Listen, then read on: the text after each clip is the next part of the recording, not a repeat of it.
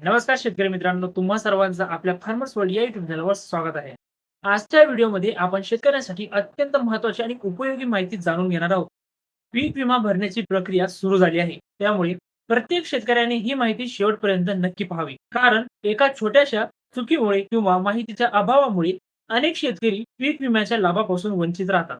सर्वप्रथम जाणून घेऊया की पीक विमा का भरावा.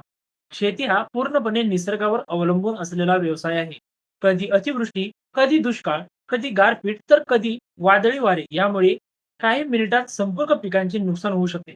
अशा वेळी शेतकऱ्याला आर्थिक आधार देण्यासाठी पीक विमा योजना अत्यंत महत्वाची ठरते. आता अर्ज भरण्यासाठी कोणती कागदपत्रे लागतात? चला तर ते बघूया. आधार कार्ड, 7/12 उतारा, बँक पासबुक, आधारशी लिंक असलेला मोबाईल क्रमांक, पिकाची माहिती आणि इतर आवश्यक कागदपत्रे जवळ ठेवा. काही प्रकरणांमध्ये स्थानिक प्रशासन किंवा विमा कंपनीकडून अतिरिक्त कागदपत्रेही मागितली जाऊ शकतात.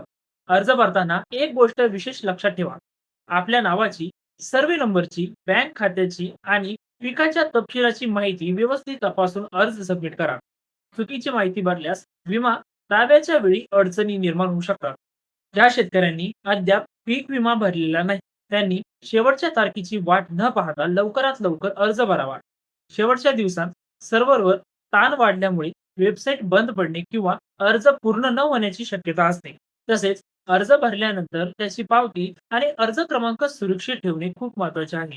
भविष्यात कोणतीही पडताळणी किंवा दावा करताना ही कागदपत्रे उपयोगी पडतात. मित्रांनो, अनेक वेळा चुकीच्या अफवा सोशल मीडियावर पसरल्या जातात.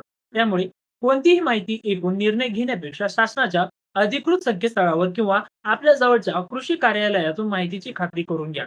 या चॅनलवर आम्ही शेतीविषयक योजना, पीक विमा, नमो शेतकरी योजना, पीएम किसान, कृषी अनुदान, बाजारभाव आणि विविध सरकारी भरती याबाबत नियमित आणि विश्वासार्ह माहिती देत असतो. त्यामुळे जर तुम्ही अजूनही आपल्या फार्मर्स वर्ल्ड या युट्यूब चॅनलला सबस्क्राईब केले नसेल, तर आता सबस्क्राईब करा आणि बाजूच्या बेल आयकॉनला अवश्य प्रेस करा, जेणेकरून प्रत्येक महत्त्वाची माहिती तुम्हाला सर्वप्रथम मिळेल.